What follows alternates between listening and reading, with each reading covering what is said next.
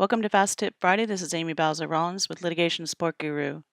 In today's tip, I want to show you one way to locate PDF files that are unsearchable. So you might have a list of PDF files in a folder or even subfolders, and you need to be able to search across them, but you want to make sure that all of them are searchable. So you can't tell just by looking at the file. So this is a free tool that it actually is meant for a different purpose, but it gets the job done for what we want.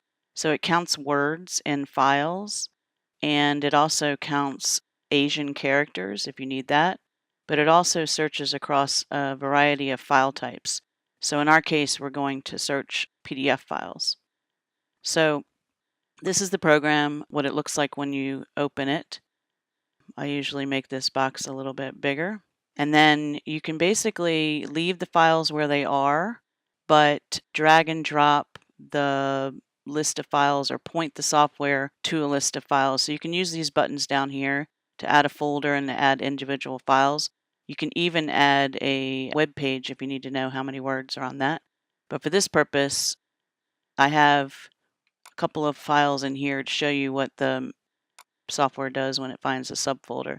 So I'm going to just drag all this into the software.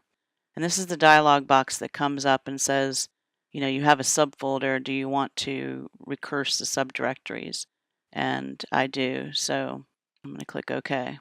So now here's a list of all the files and their paths.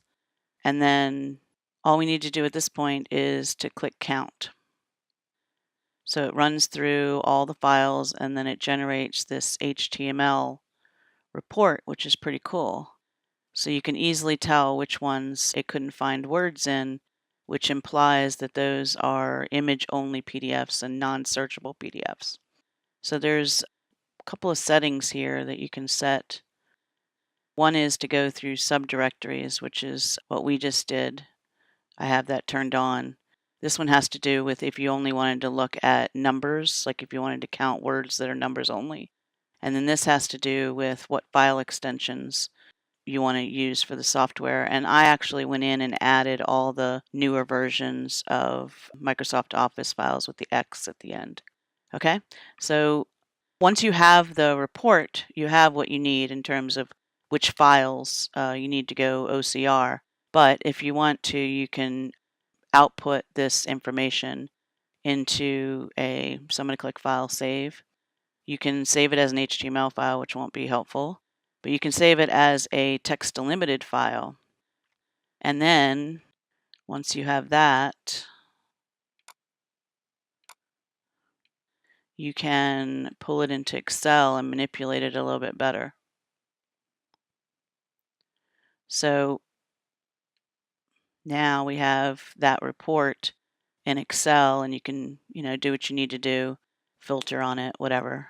You can see how that would be useful. Okay, I hope you can put this tip to good use.